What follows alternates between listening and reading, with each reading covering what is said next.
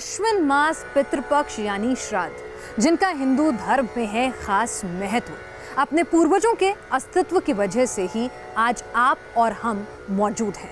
तो ऐसे में पितृपक्ष में पूर्वजों का ध्यान करना, उन्हें याद करना हिंदू धर्म में बेहद शुभ माना गया है, बेहद अनिवार्य माना गया है। तो ऐसे में पितृपक्ष में अश्विन मास में श्राद्ध अपने पूर्वजों के कैसे करें, किस तरह से करें, किन बातों का खास ख्याल रखें, अगर किसी की अप्राकृतिक मौत हुई है या किसी ने आत्महत्या की है, क्या उन लोगों का भी श्राद्ध होना चाहिए, अगर किसी को तिथि नहीं मालूम है तो भी क्या श्राद्ध कर सकते हैं। इन तमाम सवालों का जवाब देने के लिए और श्राद्ध का सही विधि विधान बताने के लिए हमारे साथ स्टूडियो में मौजूद हैं पंडित राजकुमार शास्त्री जी। तो पितृपक्ष के मौके पर सबसे पहले तो हमारे दर्शकों को ये बताइए कि श्राद्ध का महत्व क्या है, आखिर क्यों करना चाहिए मुझे श्राद्ध? विनाश, बिल्कुल बहुत ही सही बात पूछी है आपने जिस प्रकार से बताया कि जो है जिस प्राणी का संसार में जन्म हुआ है उसकी मृत्यु भी निश्चित है। वायु अनिल अर्थेदम भस्मांतम शरीरम, हमारा वेद भी यही कहता है कि हमारा ये जो शरीर है ये 5 तत्वों से बना है। और ये 5 तत्व गोस्वामी तुलसीदास जी ने भी छित जल पावक गगन समीरा पंच रचित यह अधम शरीरा की बात कही है। लेकिन जिन माता पिता ने हमको संसार में भेजा, लेकर के आए, बहुत कठिन तपस्या किया, हमको पाल पोष करके बड़ा किया, आज इस योग्य बना, और उनका जिस प्रकार शरीर आया है तो जाना ही है, उसके उपरांत संतान के कर्तव्य क्या हैं? अपने माता पिता के पूरा श्रद्धा भाव रखना, दादा दादी के प्रति, परदादा परदादी के प्रति, हमारे 3 पीढ़ियों तक श्राद्ध का विधान है।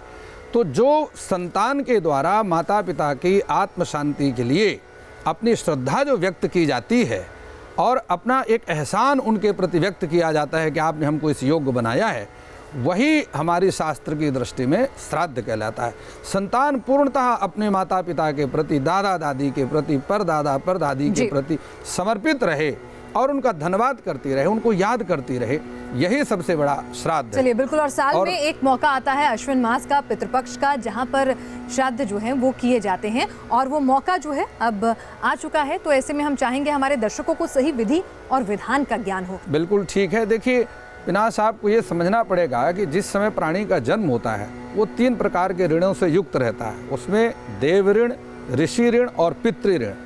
देखिए पितरों की कृपा के बिना ना तो वह संतान को प्राप्त कर सकता है और ना ही वो धन प्राप्त कर सकता है।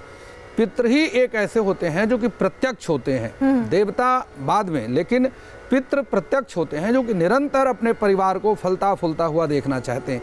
निरंतर उनका आशीर्वाद परिवार पर बना रहता है, निरंतर उनकी कृपा का पात्र वह जो संसार के प्राणी, उनके पुत्र हैं, पौत्र हैं, पुत्र वधू हैं, ये सभी संतान हैं, वो सभी उनके आशीर्वाद से ही फलती फूलती है। इसलिए हमारे शास्त्र में लिखा है कि पुण्य नामनो नरकात् त्रायते इति पुत्रा। जो पुण्य नामक नरक में जाने से अपने पितरों को बचा लेता है वही पुत्र है, वही संतान है। तो देखिए जो पुत्र के द्वारा यानी संतान के द्वारा, यहाँ देखिए पाणिनि ने पुत्र का मतलब कन्या नहीं है, पाणिनि ने आकार और इकार में कोई अंतर नहीं किया, इसलिए पुत्र कहें या पुत्री कहें, मतलब आप उसका संतान समझें। संतान के द्वारा जो कुछ भी कर्म किया जाता है पितरों की दिवंगत आत्मा के बाद, वो अक्षरशः हमारे पूर्वजों को प्राप्त होता है। तो आप सामग्री बताएं कि अगर हमें श्राद्ध करना है अपने पूर्वजों का, सभी के पूर्वज होते हैं, तो ऐसे में पूर्वजों का श्राद्ध करना है तो फिर वो क्या क्या सामग्री अपने घर पे जुटा लें? हाँ, नहीं बिल्कुल। देखिए श्राद्ध जो है वो 3 भागों में बटा हुआ है। सबसे पहली बात है उसमें पिंडदान, दूसरा है तर्पण और तीसरा होता है ब्रह्मभोज यानी ब्राह्मणों का भोजन। तो सबसे पहले मैं आपको बताऊं कि जो संतान है अपने पूर्वजों के प्रति श्रद्धापूर्वक और श्राद्ध कर्म पूरा विधि विधान के साथ करना चाहता है, तो सबसे पहले ये सारी सामग्री आपको यह दिखा दो मैं आपको, ये अक्षत है। और अक्षत जो है ये श्राद्ध कर्म में बहुत आवश्यक होता है। और इससे भी, अक्षत का मतलब चावल आप समझें, जो टूटा हुआ चावल नहीं है उसको अक्षत कहते हैं। और उससे भी ज़्यादा महत्वपूर्ण अगर कोई चीज़ है तो ये जौ है। ये इससे पितरों को अक्षय तृप्ति की प्राप्ति होती है। और इसके बाद इस जौ के साथ ही ये देखिए ये काले तिल हैं। ये काले तिल पितरों का तर्पण करने में अत्यंत महत्वपूर्ण होते हैं। जौ और काले तिल से ही पितरों का तर्पण होता है। ये महत्वपूर्ण चीज़ें। और सबसे बड़ी बात है जो सद्गति देने के लिए गंगा जल, जी, ये गंगा जल अत्यंत महत्वपूर्ण है। आपको एक बहुत बड़ी आश्चर्यमय बात बता रहा हूँ आपको कि और आप किसी भी देवी देवता का पूजन करते हैं उसमें आप कलर्ड पुष्प यूज करते हैं, लाल है, पीला है, लेकिन हमेशा पितरों की पूजा में सफ़ेद फूल लगता है। इस बात को विशेष ध्यान रखने की आवश्यकता है। सफ़ेद पुष्पों से ही पिंडदान या प्रेतकल्प आदि जितने भी कर्म हैं वो किए जाते हैं। और इसके बाद ये घृत पात्र है, सारी क्रिया को संपन्न करने के बाद ये तावे का जो है ये कांसे का कटोरा है और कांसे के कटोरे में घी भर करके दान किया जाता है। अच्छा, दान देना है, ये दान किया जाता है कांसे के कटोरे में पूरा घी भर करके, और ये ब्राह्मण भोजन के बाद उसको जी दान में किया जाता है। हाँ, बहुत सारी सामग्री। देखिए, पितरों को संतुष्टि के लिए हम 2 दिए जलाते हैं। यहाँ आप देखिए, एक दक्षिण दिशा की तरफ दिया है और एक पूर्व दिशा की तरफ दिया है। ये दक्षिण दिशा की तरफ का जो दिया है ये हमारे शास्त्रों में वर्णन है कि जिस समय जीव की यात्रा होती है मार्ग में बहुत अंधकार है, तो ये दीपदान से उसको आगे प्रकाश की प्राप्ति होती है। और ये विश्व देवताओं का दूसरा दिया जो पूर्व दिशा की तरफ है, ये विश्व देवताओं का दिया है जो कि उनके कर्मों को जो है प्रकाशित करता रहता है। और ये जो दिया है ये तिल का तेल है। अच्छा। अन्य कार्यों में सरसों का तेल प्रयोग होता है और पितृ कार्य में तिल का तेल प्रयोग होता है, क्योंकि पितरों से ही उसको जो है तिल से उनको अक्षय तृप्ति की प्राप्ति होती है, तो इसलिए ये तिल का तेल, तिल के तेल का इस्तेमाल करना है, ये खास तिल के तेल का इस्तेमाल करना है। और इसी ये सफ़ेद तिल है, सफ़ेद और काले तिल, क्योंकि 2 प्रकार के पिंड होते हैं, एक जो है स्त्री और एक पुरुष। अच्छा। तो काले तिल और सफ़ेद तिल ये दोनों प्रकार से प्राप्त होते हैं। पिंड आपने किस चीज़ से तैयार किया है? मैं आपको बताता हूँ। ये पिंड हैं आपके सामने और मैं सारी चीज़ आपको एक एक करके बताता हूँ। ये कुशा है, अत्यंत महत्वपूर्ण है। बराह भगवान के शरीर से इनकी उत्पत्ति हुई और कुशा के आसन पर ही पिंड दान किया जाता है। अच्छा। ये जो पिंड हमने तैयार किया है ये आपको मैं सभी दर्शकों को दिखाना चाहता हूँ। ये अत्यंत महत्वपूर्ण है। पिंड दान, हमारे जो पितृ देवता हैं ये पिंड रूप में होते हैं। अच्छा। तो उन पिंडों, आप ये पिंड को आप ये समझिए कि स्वयं पितृ हैं। अच्छा। और 3 पीढ़ी तक का जो है पिंडदान होता है, पिता का, दादा का और परदादा का, जिसको पिता, पितामह और प्रपितामह ऐसा कहते हैं जी। तो ये पिंड किस तरह से तैयार होता है? ये जो पिंड है ये हमने चावल का आटा और जौ का आटा, इसमें काले तिल मिला करके और जौ मिला करके, शहद और सफ़ेद पुष्प मिला करके, दही मिला करके ये सारा पिंड का तैयार किया। और सबसे बड़ी बात यह है कि आप देखिए ये हमने इसमें तुलसी दल चढ़ाया हुआ है। तुलसी दल, यह पिंड इतना महत्वपूर्ण होता है। पिनाश में आपको बता दूं कि पिंड रूप में हमारे जो पितृ हैं ये पिंड रूप में होते हैं और पिंड के द्वारा ही ये स्वर्ग लोक को जाते हैं। और अगर इसमें तुलसी दल, ये देखिए हमने इसके ऊपर तुलसी दल चढ़ाया हुआ है, तुलसी है, अगर इस तुलसी के द्वारा पिंडदान किया जाता है तो हमारे जो पूर्वज हैं वो गरुड़ पर बैठ करके भगवान विष्णु के लोक को चले जाते हैं। अच्छा। तो ये तुलसी, और हाँ, ये तुलसी चढ़ा देने से यत्र गत्वा न निर्वर्तन्ते तद्धाम परमम मम, विष्णु लोक को जाने का मतलब होता है जहाँ जाने के बाद फिर पितृ कभी वापस नहीं आए, तो हमेशा के लिए उनका मोक्ष हो जाता है। और ये हमारी पवित्री है। इसको जब हम कर्मकांड आरंभ करते हैं, पूजन आरंभ करते हैं, तो हमारे दोनों हाथों में, दाहिने हाथ की अनामिका उंगली में और बाएं हाथ की अनामिका उंगली में इस प्रकार से इसको पहना जाता है। ये अभी जब पिंडदान होगा तो मैं आपको पहनाऊंगा, जब आप ये पूरी क्रिया करेंगे।